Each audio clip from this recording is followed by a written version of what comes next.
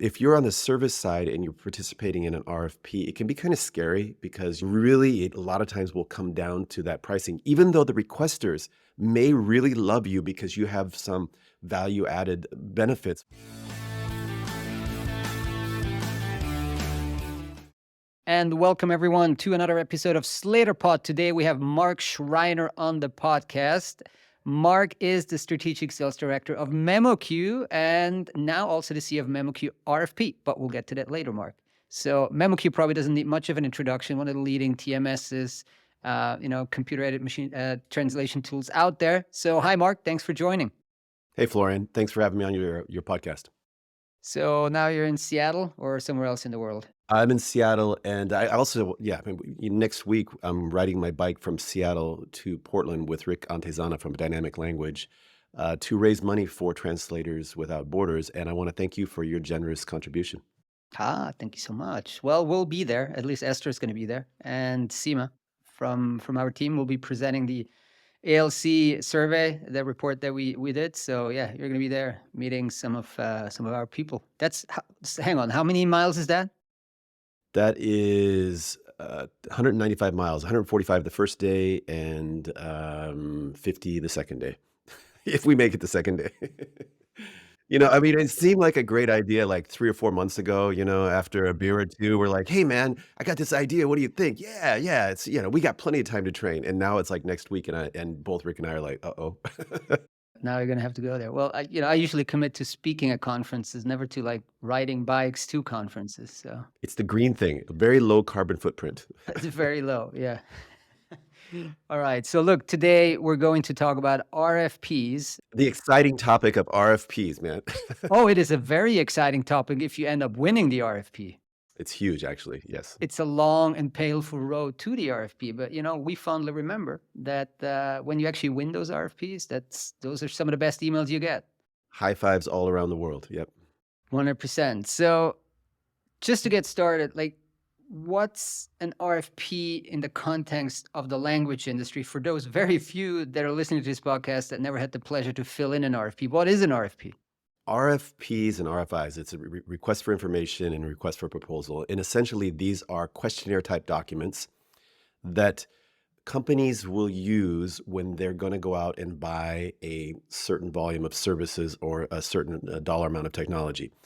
And typically, what will happen is they'll say, okay, we want to go out and buy this software, this type of software.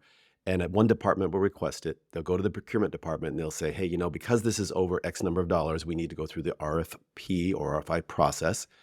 The procurement team will then put together a questionnaire document and they will research maybe the top 10 companies or providers in that software space. Or maybe the requesters will have some companies that they'll say, hey, please include these companies in there. They'll send out that initial RFI oftentimes just to get some cursory information, bring it back, spreadsheet it all out, and make a comparison. And then they'll create a short list. Then for the shortlist companies, maybe it's 3 or 4, they'll send out an RFP, a request for proposal. This is a much more comprehensive document, and it's going to ask you questions about, your company in terms of, when was it established, your revenues, how many people you have, CSR, diversity, equity, and inclusion, those type of questions. But then it's also going to ask you questions about your financial records and your performance, how stable is your company. Then it's going to ask about, because of the software, it's going to ask about your enterprise security, but also your platform security. So these are all different people. And then it's going to get into the product and it's going to do a deep dive on the features and functionality that you have. And it's probably going to ask about the integrations that you have. Now, each one of those topics is typically different people in an organization, okay? And so you can imagine these questionnaires can be very complex. They can be upwards of 50 to 60, 70 pages, and you need to involve many different people from your organization. Now, you had asked specifically in the context of localization. In localization, we see 2 types of RFPs essentially.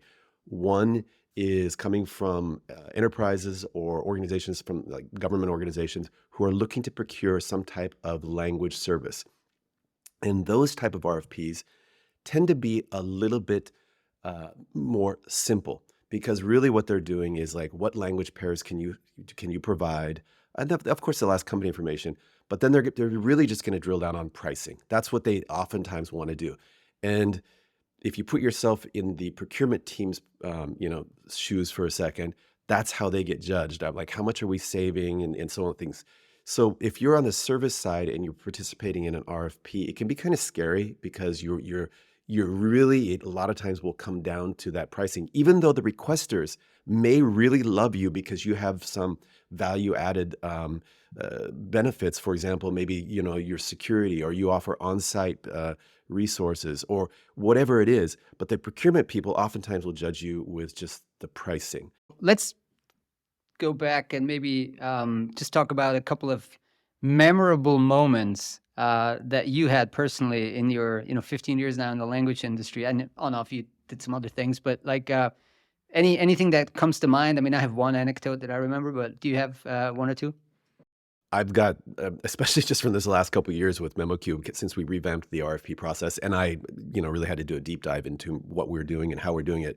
Um, One is we had an RFP from a Finnish government entity, and the documents came to us in Finnish. So what do we do?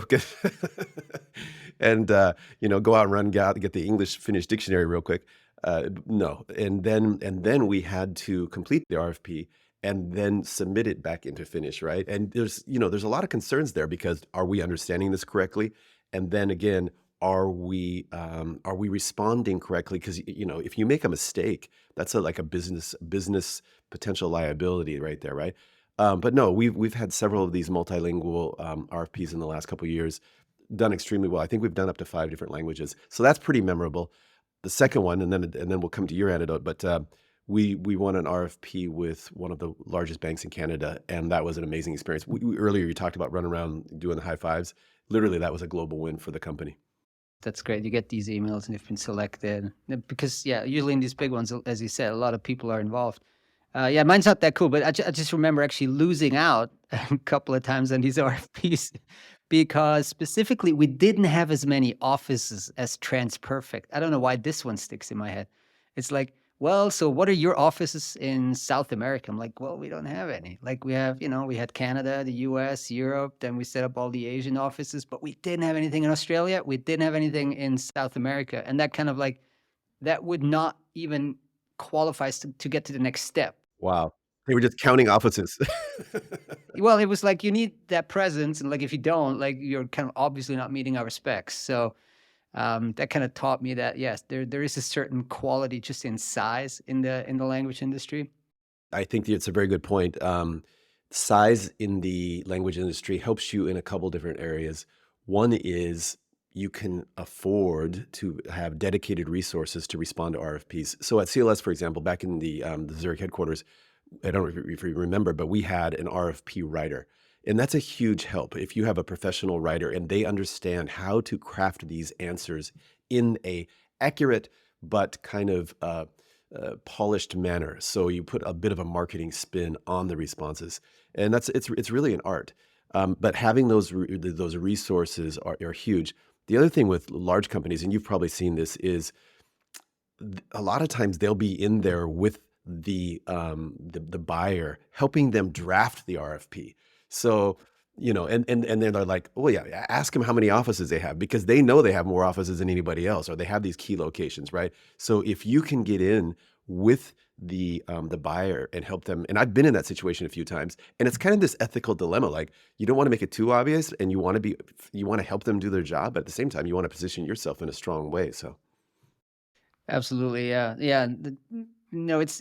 I think it's called bid manager or maybe RFP writer if it's super specific, and I think it's almost like a kind of part of the graduation from one kind of size bracket of LSP to another when you start to be able to afford like somebody who specifically focuses on RFPs, because otherwise, everybody gets a specific title, like the CEO, the salesperson, the project manager. Everybody needs to chip in, and like the result is not great. But if you have somebody dedicated to that, then yeah, that's great. And obviously, still a cost, of course.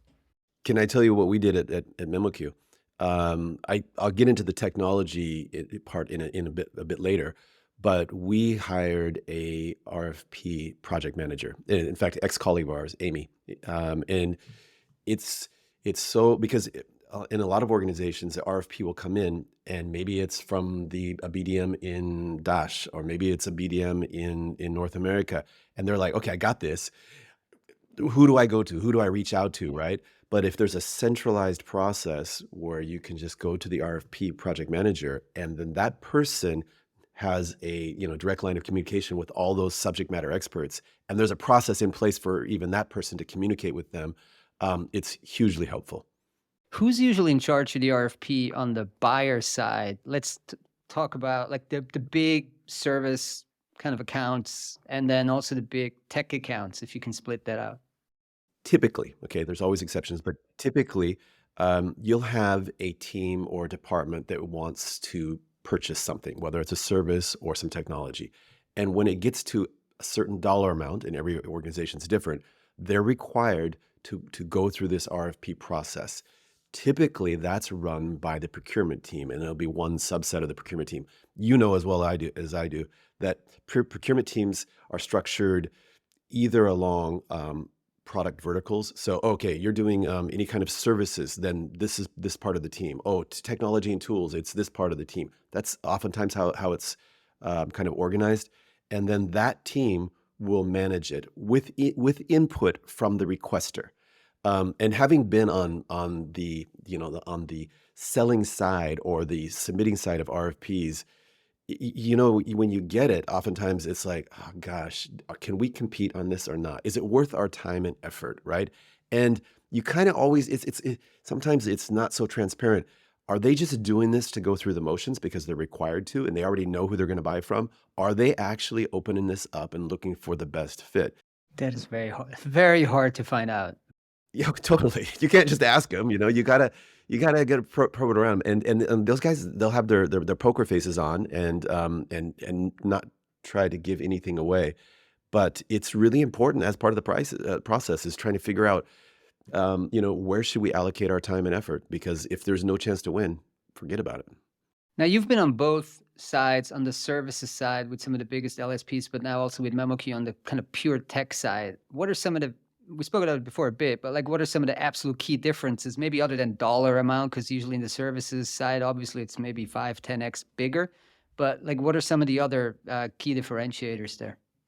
As I mentioned earlier, with the services side, typically they're looking at company information, and then it gets really quick into pricing, and it's just like a spreadsheet type of exercise. With the technology side, they really oftentimes will dig into the benefits, or excuse me, the features of the platform, and they'll get really into the minutiae. So, in my experience, the technology RFPs are much more complex. They're also looking at integrations. I mean, I was involved with the conversation with one multinational, and they started things off wanting to know, do you have integrations with these 23 other platforms? And if you do, it's a go. If you don't, it's a discussion. And if you are, massively short, it's probably not going to work, right? So they all will have their key points. But I find that the on the technology side, they really want to dig into the features of the platform. They want to understand, how does the memory work, and do you have integrations? Do you have business analytics and all that? The other thing they're looking at is the pricing is more complex when you start looking at a SaaS platform versus an on-prem platform, and are you looking at SMA agreements? So pricing becomes more complex. It's not always evident or clear what it might be clear that initially this package is more affordable up front, but what about 3 years down the road when you factor in all the SMA agreements? And then the third area that I would say is increasingly complex is company security and then platform security. And those are two different things. They're related but different. And how can you prove it and justify it? And a lot of companies are out there asking for things like SOC 2 compliance, or just being in accordance with SOC 2 best practices. Are switching costs ever an explicit criteria or kind of effort to switch from the current established vendor if they already have one for tech? Because I mean, like ripping out a TMS and then putting in a new one is not an easy We have a exercise. super simple process for that. Sorry, I got to put my sales hat on for a second. Um, okay, so what I've seen is yes, that's part of the conversation.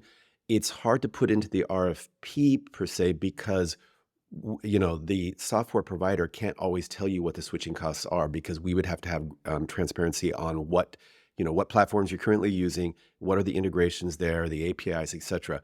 Um, I have seen it though, like how much do you charge per hour for business services? How many hours for a typical deployment or for an integration? And so they're looking at that hourly. The other thing they're looking at is service level agreements to determine your uptime. A lot of companies want 99.79% uptime.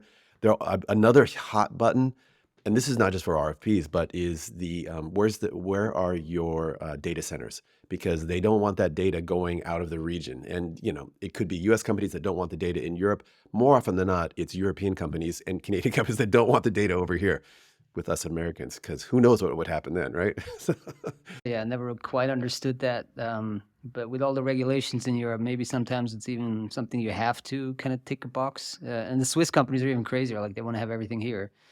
Um, all right. So let's talk about MemoQ RFP. So just last week, saw on LinkedIn that you'll be taking on the role of CEO of MemoQ RFP. So what is MemoQ RFP? What's the background? Why did you guys launch this? MemoQ RFP Inc. is a Delaware-based corporation, and it's going to go out and create a new type of RFP response tool. But before I talk too much about that, maybe I can give you a little bit of the background. All right.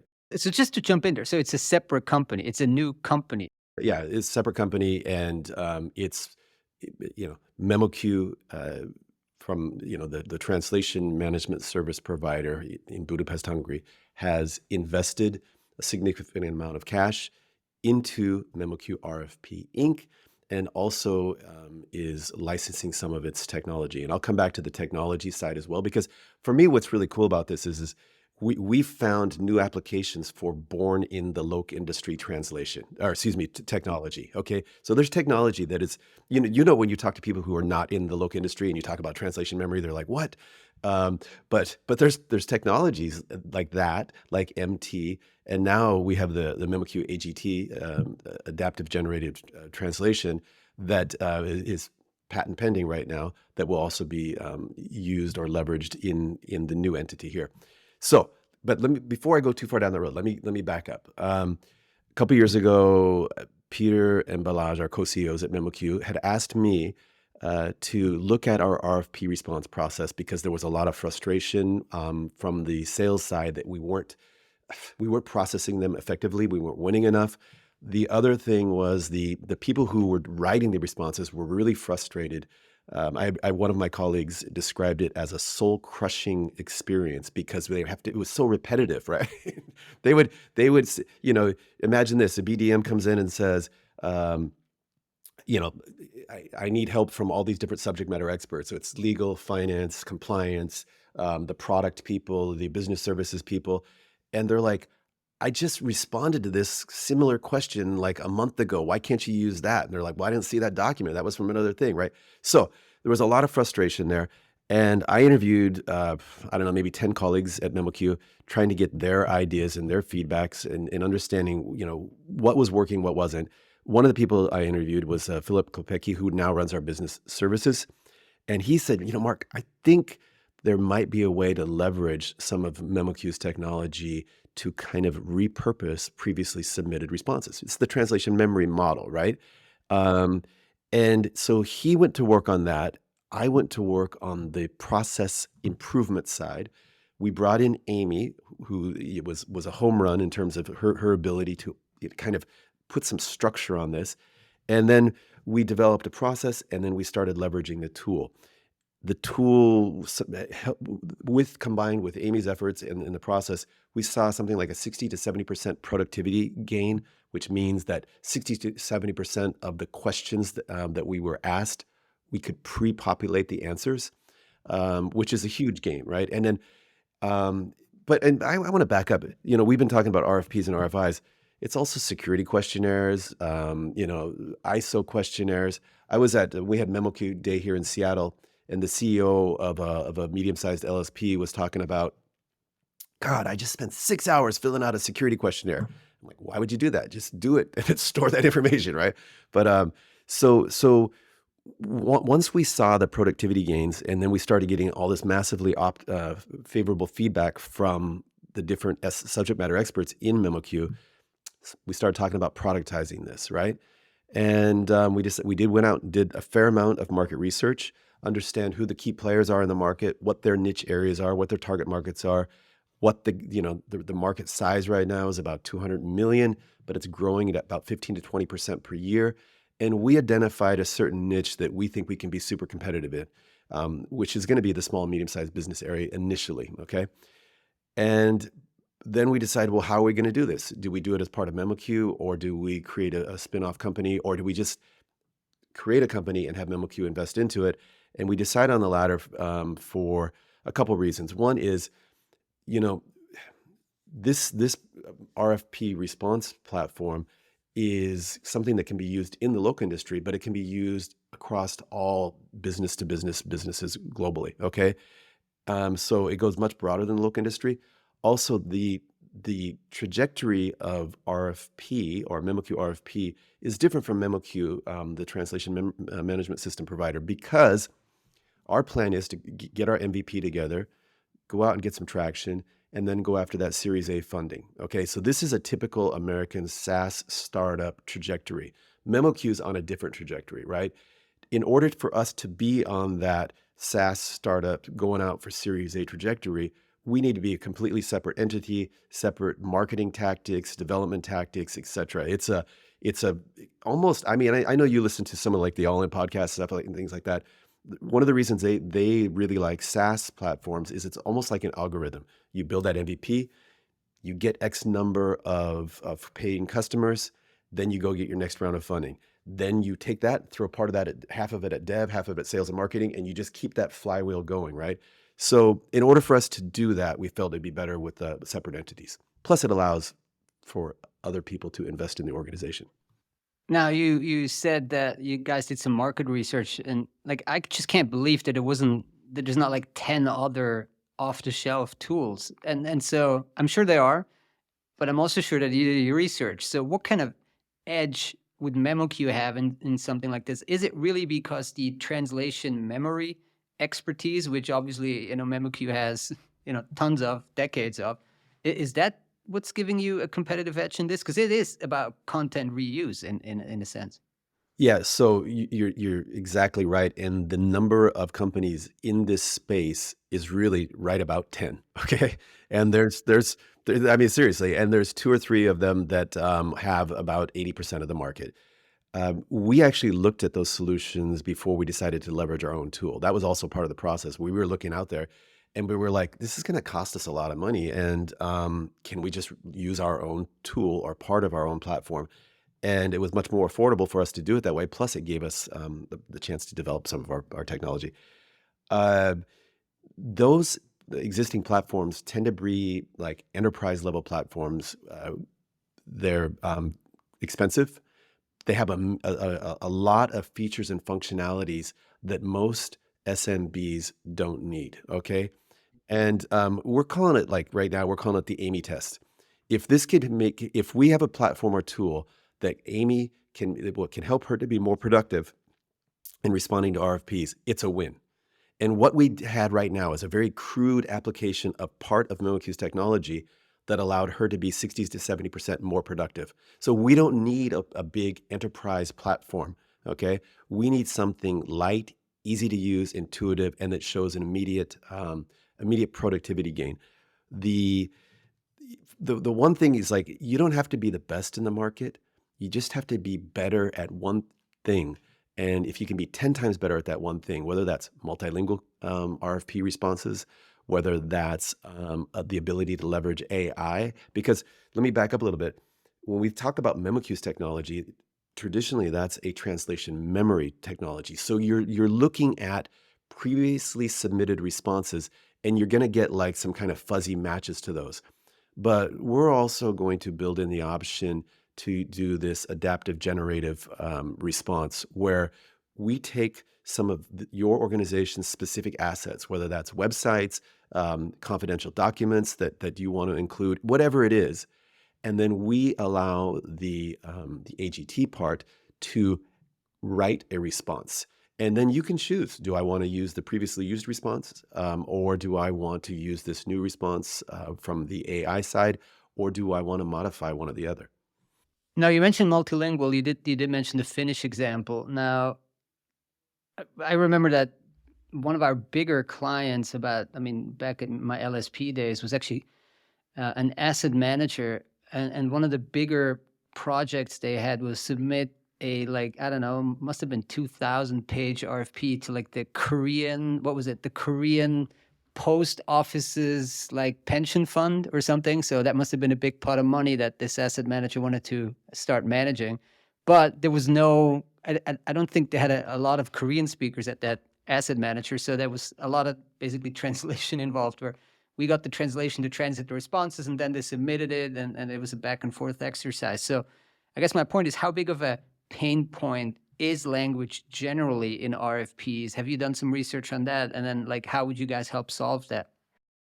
Yeah, so automation whenever possible, and it's a pain point, especially if you are a multinational company. Okay, so for example, the example that you just raised of I don't know if it was a Swiss asset management company, but it was an asset management company that was trying to do something in Korea. Okay, if you're a multinational company, I mean, right now in MemoQ, we're not a very big company, but I think in the last year we've probably done 7 or 8 non-English RFPs, or we've participating in them.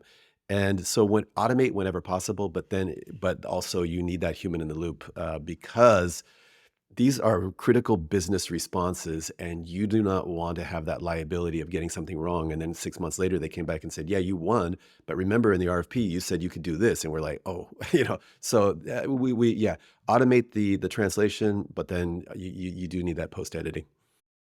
Now, we did speak a bit about the market potential, but, like, let's delve a bit more into this kind of SME segment. And how do you think, is there a market? I mean, there is a market that exists, but do you think you could also create a market with this solution, maybe just by making it a lot easier, a lot more accessible?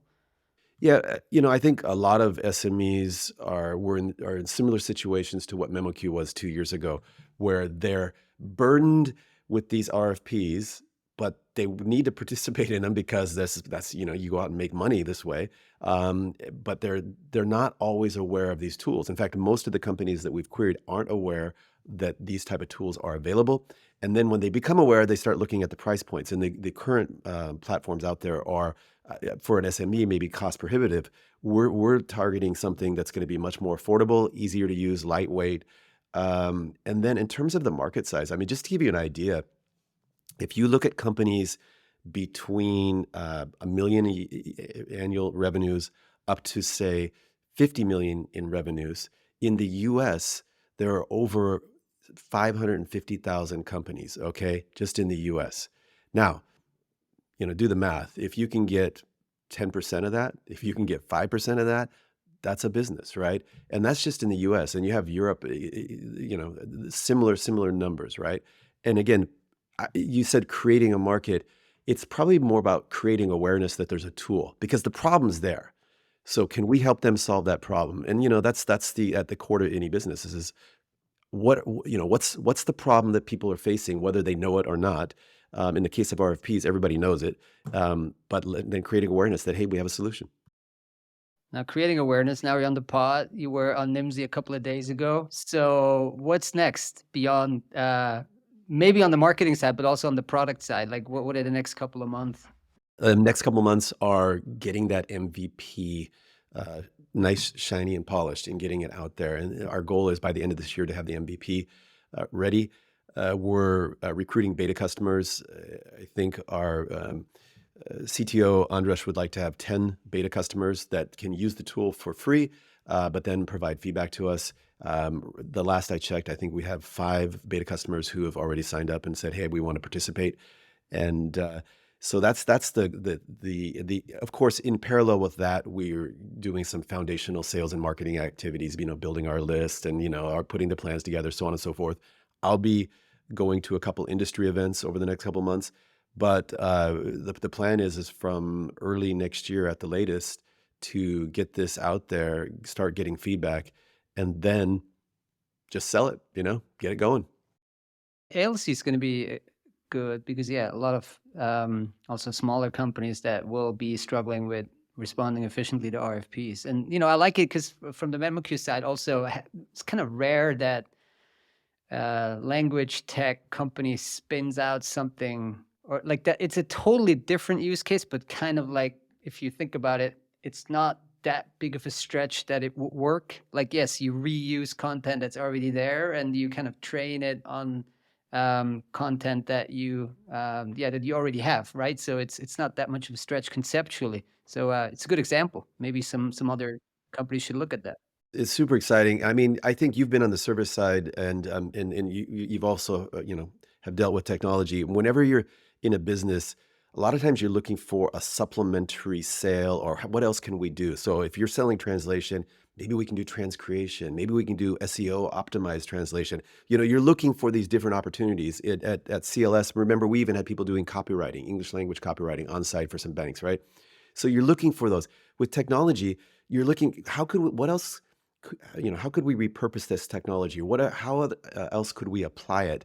And it's pretty exciting when you find something that, hey, we built this and now we can apply it beyond us. And then speaking of which, MemoQ's CTO, Agnes, she's participating in the Process Innovation Challenge at Loquworld in Silicon Valley, which I believe is middle of October. And we're pretty excited because she's already been named as a finalist. And that's specifically to present the MemoQ AGT, or Adaptive Generative Translation. Patent pending. Patent pending. Well, let us know when the patent's in. So, all right, Mark, thank you so much. Good luck with MemoQ RFP and all the exciting times that are ahead. Thanks so much for joining. Thanks a lot, Florian. You take care.